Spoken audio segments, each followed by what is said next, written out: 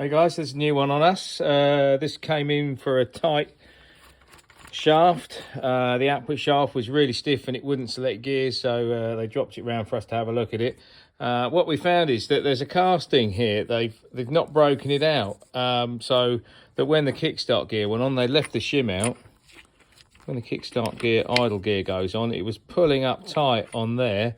So all we've done is broken out the casting, just carefully sort of snapped it round. There's part of it there. Just carefully. Now it can actually take the shim that goes in there.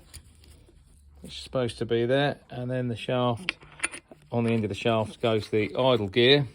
It's got enough room to get the circlip on happily, and now the actual shaft is free. This was absolutely stiff as anything when it first came in, so it's a first to us. We've never seen it before, but if you've got that problem, guys, this is on a Yx140.